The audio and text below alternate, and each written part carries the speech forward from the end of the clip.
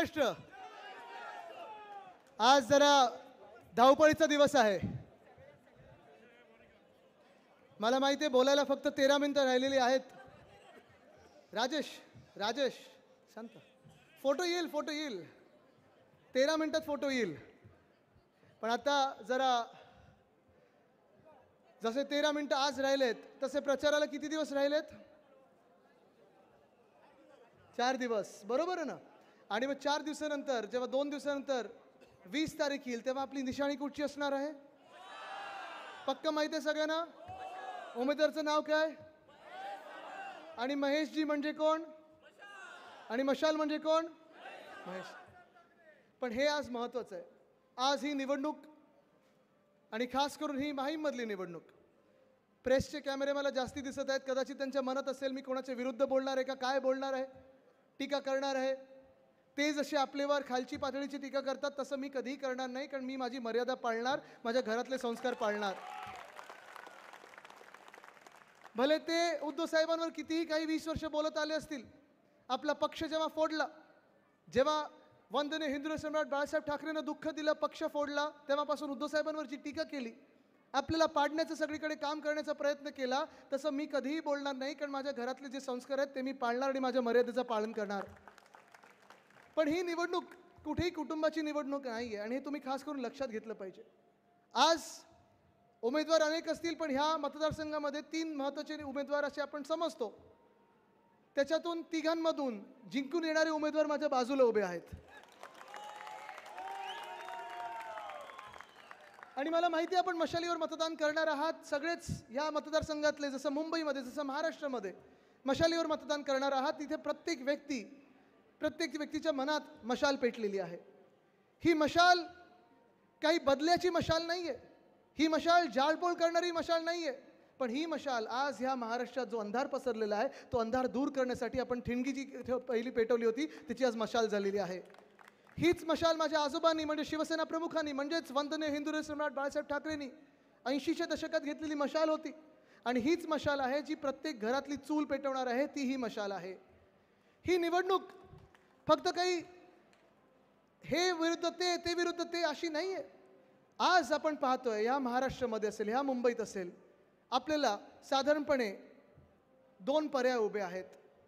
एक तो पर्याय आहे जो भाजपसोबत आहे, जो महायुतीसोबत आहे, जो महाझुटीसोबत आहे. त्याच्यात भाजप आहे, त्याच्यात एकनाथ शिंदेंची फुटलेली गँग आहे, त्याच्यात एक गद्दार इकडचे पण आहेत आणि मग राष्ट्रवादी काँग्रेसची फुटलेली ती आहे.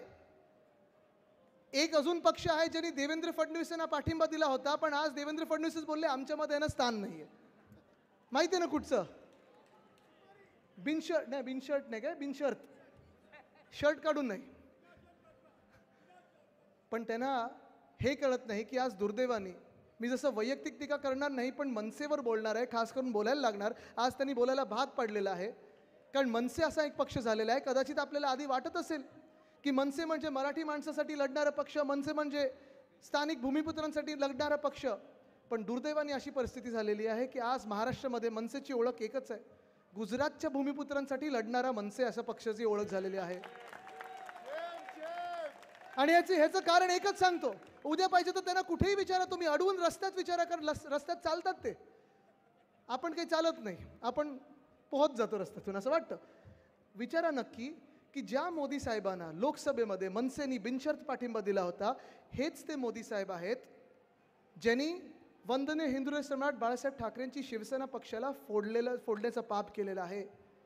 ज्या मोदी साहेबांना त्यांनी पाठिंबा बिनशर्त दिला होता हेच ते मोदी साहेब आहेत ज्यांच्या भाजपाने उद्धव बाळासाहेब ठाकरे ह्या व्यक्तीला मुख्यमंत्री पदावरनं उतरायला भाग पाडलं.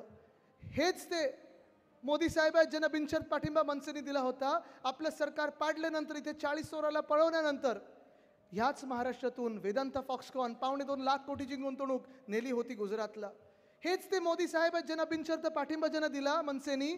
त्याच मोदी साहेबांनी परवाकडेच वडोदऱ्यामध्ये रोड शो काढला. का तर इकडून महाराष्ट्रातून उचलून एअरबस टाटाचा प्रकल्प बघा कसा आणला गुजरातमध्ये.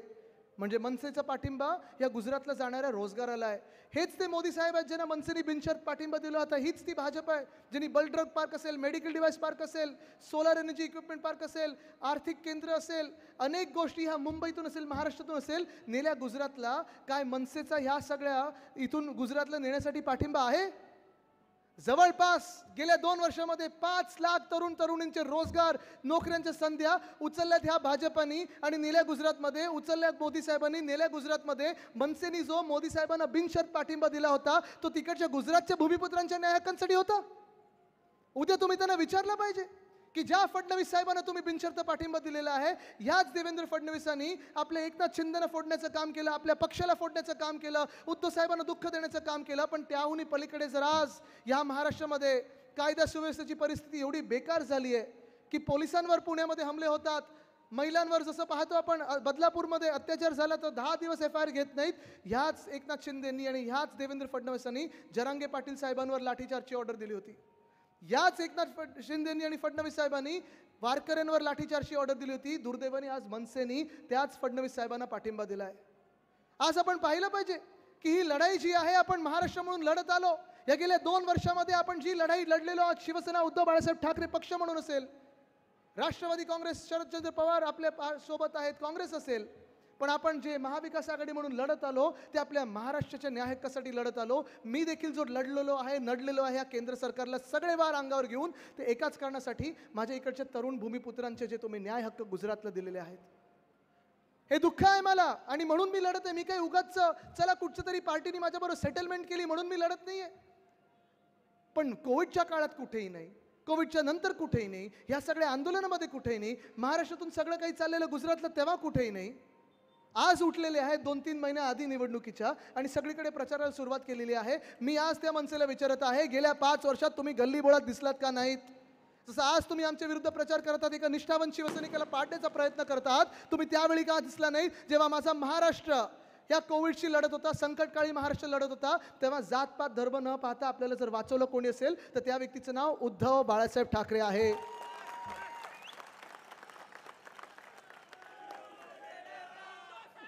फक्त तेवढंच नाही तर कोविडचा काळ चालू असताना, अर्थचक्र बंद पडलं असताना, जागतिक अर्थचक्र बंद पडलं असताना आपल्या महाराष्ट्रामध्ये 6.5 लाख कोटीची जर गुंतवणूक कोणी आणली असेल त्या व्यक्तीचं नाव उद्धव बाळासाहेब ठाकरे आहे.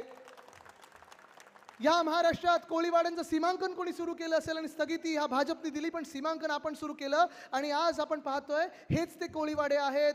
मग माहीमचं असेल, वरळीचं असेल, बदवर पार्कचं असेल, आता वर्सोवात जिथे होतो तिकडचं असेल, धारावीतलं असेल, शिवडीतलं असेल, महाराष्ट्रात 7 जिल्ह्यात कोळीवाडे आणि गावठणं आहेत. पण हे सगळं एकनाथ शिंदेना आणि भाजपला, ज्या भाजपला मनसेनी पाठिंबा दिलाय त्याच भाजपानी कोळीवाड्यांना आता क्लस्टर डेव्हलपमेंटमध्ये आणण्याचा निर्णय घेतलाय. विशाखाताई, तुम्ही एकदा तरी पाहिले का की भाजपचा कोणी आमदार, मिंदे गटातला आमदार किंवा मनसेमधला कोणी ह्यांनी ह्या ड्राफ्ट हाऊसिंग पॉलिसीला विरोध केला? मी त्यांना सांगितलेलं आहे, कोळीवाड्याला हात लावलं तर याद राखा, आम्ही आमचं सरकार बनल्यानंतर पहिल्या दिवशी त्या ड्राफ्ट हाऊसिंग पॉलिसीची होळी काढू. कारण जसं तुम्ही अदानीच्या घशात मुंबई टाकत आहात तसं तुम्ही कोळीवाडे देखील अदानीच्या घशात टाकायला निघालेले आहात. आम्ही शिवसेना म्हणून लढणार आणि जिंकणार तुमच्या विरुद्ध. आमच्या मुंबईला आणि महाराष्ट्राला तुम्हाला हात लावू देणार नाही. ही लढाई काय फक्त शिवसेना पक्षाच्या अस्तित्वाची नाही आहे, ना आमच्या ठाकरे परिवाराच्या अस्तित्वाची, ना राष्ट्रवादी काँग्रेसच्या अस्तित्वाची आहे. ही लढाई आपला महाराष्ट्र म्हणून ओळखला जाणार की भाजपामुळे, मनसेमुळे आणि एकनाथ शिंदेंच्या चिंदी चोरांमुळे अदानी राष्ट्र होणार की गुजराष्ट्र होणार, ही ती लढाई आहे. राहिली गोष्ट मिंदेंच्या गद्दारांची, मला वाटतं मागच्याच वेळी आपली दुसरीकडे सभा चालली होती तेव्हा विशाखाताईंनी सांगितलंच गद्दाराचे कुठे कुठे प्रॉपर्टी आहेत. कुठे 5,000 रुपये जाऊन मागतात, कुठे 10,000 रुपये जाऊन मागतात. मी त्यांना एकदाच सांगितलं आणि मी माझ्या शब्दाला पक्का आहे, बाकी काही नाही. चला माझा पक्ष फोडलात, तुम्ही तिथे चोरी करून पळालात, खोके खाल्ले असतील, धोके खाल्ले असतील, मला काही, मी आता ते बघायला पण तयार नाहीये.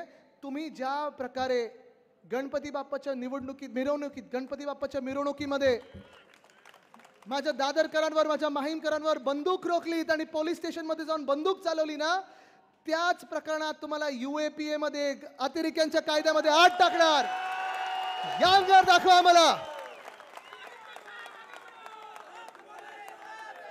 हिम्मत जर दाखवायची ना तुमची तर गुंड बनून दाखवू नका. तुम्हाला हिम्मत दाखवायची असेल जा तिथे बॉर्डरवर दाखवा तुमची हिम्मत, तिथे चालणार नाही. पण तुमचेच तुम्ही जी हिम्मत दाखवतात ना, प्रधानमंत्री महोदय स्वतः जाऊन तिथे पाकिस्तानमध्ये नवाज शरीफला मिठी मारून येतात. तिथे नवाज शरीफला तुमची जाऊन हिंमत दाखवा जो आमच्या हिंदुस्थानवर अतिरेकी हमले करतो. पण माझ्या इथे माहीमकरांवर गल्ली गल्लीत जातात, दुकानदाराकडे पैसे मागतात, बिल्डिंगांमध्ये तुमची इन्व्हेस्टमेंट आहे, फ्लॅट घेतात, झोपडपट्टी पुनर्विकास स्कीममध्ये तुमच्याकडे सगळ्या चाव्या ठेवतात. तुम्हाला आत्ताच इशारा देतोय, 23 तारखेला आमचं सरकार बनतंय, 24 तारखेवर तुमच्यावर UAPAची केस टाकणार म्हणजे टाकणार. गणपती बाप्पाच्या मिरवणुकीत आमच्यावर बंदूक चालवण्याचा प्रयत्न करता, पोलिसवाल्यांवर बंदूक चालवण्याचा प्रयत्न करता. जसं तुम्ही सगळी मुंबई फुकट अदानीला देत आहात, ते आम्ही पहिल्या दिवशी रद्द करणार. ह्या मुंबईमध्ये आवाज चालणार तर माझ्या मुंबईकरांचाच चालणार. आणि ह्या मुंबईमध्ये मी 2 मिनिटात सांगतो, कारण 2 मिनिटं राहिले आहेत, पण 2 दिवस पण राहिलेले आहेत. ह्या मुंबईत मी सांगतोय, पोलीस सर्व्हिस क्वार्टर्स आणि रिटायर्ड पोलीसवाल्यांना मोफत घरं देण्याचं काम आपली शिवसेना उद्धव बाळासाहेब ठाकरे करणार. जसं आपण महिलांसाठी बस पास मोफत देणार, BSTचा 1,500 रुपयाचे 3,000 रुपये करणार, 6 सिलेंडर मोफत देणार आहे, तसं मोफत घरांवर अधिकार आपल्या इकडच्या सरकारी कर्मचाऱ्यांचा आहे. जुनी पेन्शन योजना आपण लागू करणार म्हणजे करणार. आणि तरुण जो बेरोजगार आहे ह्या भाजपमुळे झालेला, त्याला आपण 4,000 रुपये प्रति महिना देणार आहे. महेशजी, मला माहिती आहे मी थोडा उशिरा आलो, कदाचित पुन्हा एकदा उद्या परवाकडे प्रचाराला येईनच, पण आजची ही ताकद बघितल्यानंतर, आजचे हे आशीर्वाद बघितल्यानंतर मला वाटत नाही प्रचाराची गरज आहे. तुम्ही जे करताय बरोबर ना साईनाथ, आपल्या सगळ्या ट्रॅकरमध्ये पण तेच आहे. तुम्ही जे करत आलेले आहात, गेले 5 वर्ष करत आलेले आहात, अनेक वर्ष करत आलेले ह्या जनतेची सेवा तशीच करत राहणं गरजेचं आहे. जिंकल्यानंतर, आमदार झाल्यानंतर देखील असंच लोकी राहून कुठेही बोलबाला न करता घरोघरी नतमस्तक होऊन आपल्याला जनतेची सेवा करायची. येणारं सरकार आपलं आहे, महाविकास आघाडीचं आहे. मत वाया घालू नका. मी तुम्हाला एकच विचारतो, 20 तारखेला आपली निशाणी कुठची? 20 तारखेला आपली निशाणी कुठची? 20 तारखेला महाराष्ट्रातल्या भूमिपुत्रांची निशाणी कुठची? 20 तारखेला इकडच्या महिलांची निशाणी कुठची? 20 तारखेला जे गद्दार गुंड आहेत त्यांच्या विरोधात निशाणी कुठची? 20 तारखेला जी मनसे गुजरातच्या भूमिपुत्रांसारखी लढते त्याच्या विरोधात निशाणी कुठची? 20 तारखेला उद्धव बाळासाहेब ठाकरे ह्या व्यक्तीला निवडून देण्यासाठी निशाणी कुठची? 20 तारखेला महेशजींची निशाणी कुठची? 20 तारखेला तुमची आमची सर्वांची निशाणी कुठची? मशाल मशाल मशाल मशालीवर मतदान करा आणि महाराष्ट्राला विजयी करा. धन्यवाद. जय हिंद, जय महाराष्ट्र, वंदे मातरम.